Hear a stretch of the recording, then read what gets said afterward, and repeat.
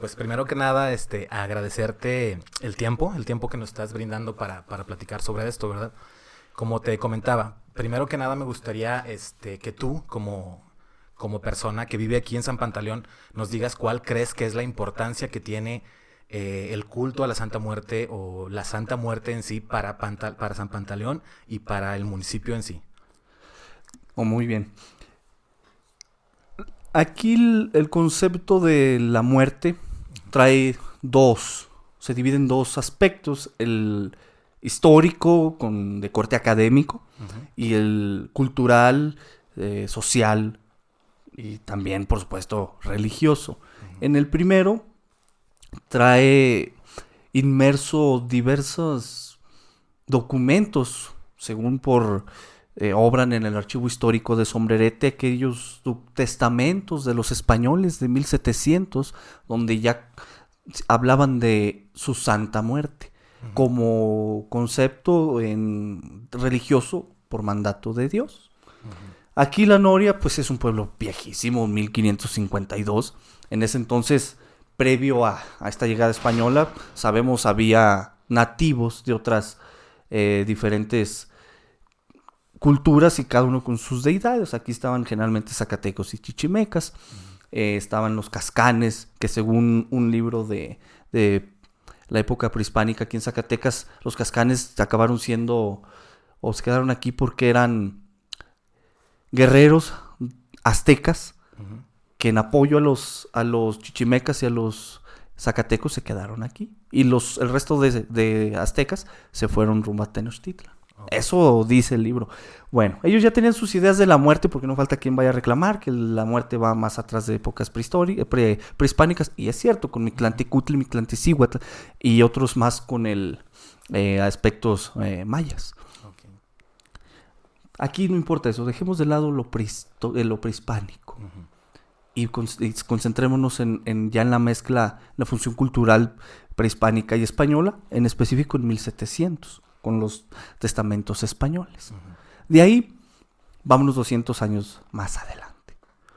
Se trae esta idea española de la Santa Muerte a través de testamentos, a través de diversos ritos que tenían los propios españoles para sus sepulturas. El que tenía dinero lo enterraban con todos los honores, con un velorio, y el que estaba jodido, o sea, lo dejaban ahí con una sábana y a ver quién se apiadaba a enterrarlo. En 1940 en adelante, ya que había 20 y tantos mil personas aquí, nace el culto, pero culto ya en su sentido social y religioso. Exacto. Ahí pasamos de aquellos aspectos académicos que se enfocan a lo polémico de este tema. ¿Cómo nació? Pues en realidad se sabe que una persona que vivía aquí, de la cual casi no gusta que se diga el nombre, pues cosas de la familia, ¿no? Les gusta que lo vinculen con esto, lo voy a omitir, pero si existió la persona, me tocó conocerlo en vida cuando estaba yo más chiquillo, y él le empezó a rezar a la muerte. Su lógica fue, según comentó alguna vez ahí entre pláticas de borracheras que tenían aquí antes, pues él vio a la muerte, Uh-huh. pues está en la iglesia, pues la iglesia es cosa religiosa, pues ella es un santo, Uh-huh. Santita Muerte, él le decía Santita Muerte, y le empezó a ir bien, favor, le gustaba el alcohol, le gustaba también el dinero, y le empezó a ir bien, y la gente notó esa situación. Oye, ¿a quién le está rezando? No, pues a la Santita Muerte, mira, ven, es ella, la que está aquí atrás de nosotros en esos cuadros. Uh-huh. Y ahí nace el culto. Culto más viejo todavía que el de Tepito. Todavía, Tepito es noventero. Aquí en La Noria es entre los 40 y 60. Ahí no tenemos el día exacto. Justo eso te quería preguntar, porque yo también conocía esta versión de que el culto a la Santa Muerte surge aquí en San Pantaleón y que de aquí es de donde se va expandiendo.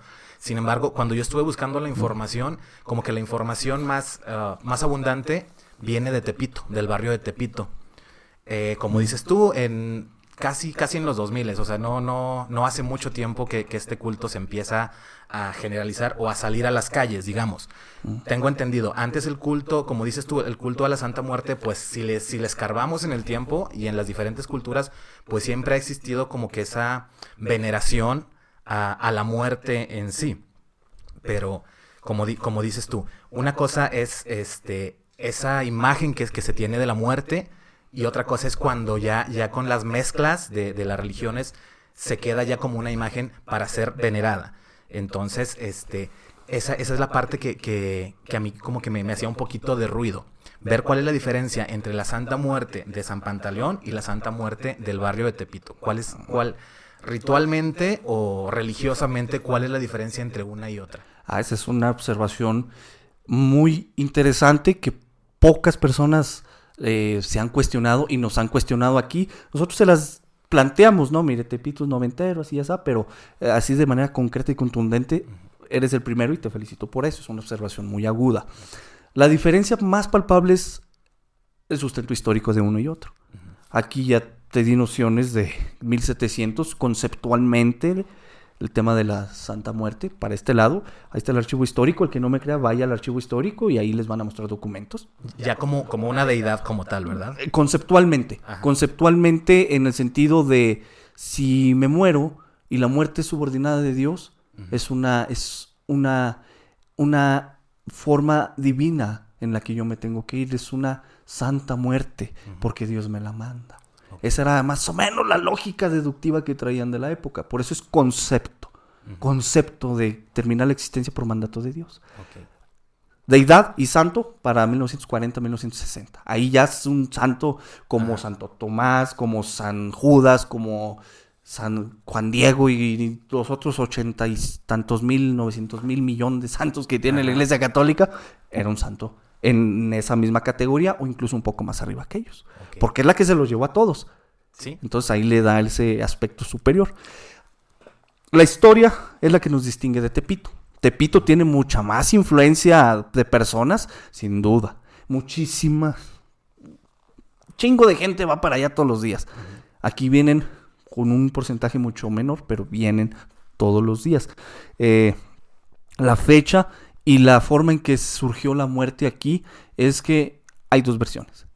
La primera, que alguien se la encontró abajo de un árbol tallada y ya fue y la metió a la iglesia. La segunda, al escultor le ponen nombre y apellido. Pero la diferencia es que no dan referencias objetivas de que esa persona realmente existió. No hay una partida de nacimiento, no hay un testimonio de que alguien los haya visto. Y por eso se duda un poco de esto. Y la cronista a veces trae esa idea también de sombrerete. A fin de cuentas queda esto como un mero mito. O sea, es algo que, información que existe pero que no se puede verificar. Corroborar. Hasta ahorita no se ha corroborado. Y se tienen estas dos versiones. En una se desconoce completamente cómo llegó a la muerte, pero chiste que llegó. Y se sabe que abajo de un árbol, dice. Y la otra de este hombre que tiene nombre y seña no ha sido corroborada. Según lo que estuve viendo también, esta imagen de la Santa Muerte de aquí de San Pantaleón estaba en la iglesia porque era utilizada en los Vía Crucis. Efectivamente. Hay otros lugares en el país donde se utilizan demonios o se utilizan otro tipo de imágenes en el Vía Crucis, acompañando a Cristo en el recorrido. En este caso me imagino que la muerte o la figura de la muerte era como para representar que la muerte estaba detrás de Cristo porque estaba a punto de morir. Y creo que fue por eso que la imagen se quedó en la capilla, ¿cierto? En parte, esa era su función original, por la que estaba ahí. Y la deducción tal cual la has hecho, es la deducción que se maneja aquí. Salía en el Vía Crucis detrás de Jesús, representando efectivamente la muerte de ese Mesías. En comparación, por ejemplo, Chalchihuites utilizan demonios, sale Satanás, pero no la muerte. Y aquí era la particularidad que tenía. Y aparte, en las fiestas, que es el 27 de julio aquí en La Noria, la muerte la sacaba este señor al atrio a ver la danza. Y ahí la sentaba afuera. Y entonces, ahí estaba. Sí, es algo muy cultural y muy local de aquí, esta imagen de la Santa Muerte. También vi que fue un sacerdote quien la sacó de la iglesia, ¿no? De la iglesia de San de San Pantaleón. Duró más de 60 años en la iglesia. Ya era parte cultural de la identidad del templo. Ya vamos a entrar al tema de la iglesia y sus chingaderas. Pero el día que hubo una misa, esa misa venía el padre desde la diócesis de Durango a oficiar la misa, pero a sacar la muerte de ahí. Y la sacaron por gente quejumbrosa que vivía aquí mismo, que no coincidía. No coincidía con la creencia de la muerte y no entendía la historia de la muerte. Y venían de parte de la familia que había creado el culto. Entonces, no entendían ellos esa idea. Y fueron los que se quejaron y la iglesia decidió actuar y la sacaron. Pero entre ellos estaba pues mi abuela. Y cuando entró a la iglesia el padre, dio su misa y al salir entró por la muerte, que está aquí al fondo, que es esta se quemó y quedó otra que hizo un artesano, Daniel Villasana, con su respectivo mérito al hombre. Dijo mi abuela, ¿a dónde la llevas? No, que la voy a quemar porque es cosa del diablo. No, pues presta, yo me la voy a llevar. No, pues sácala ahorita. Y en ese mismo, cosa de 1 hora, se sacó todo del templo. Este es el motivo principal. ¿Cómo nos enteramos quién fue y todo? Porque los mismos padres nos dijeron.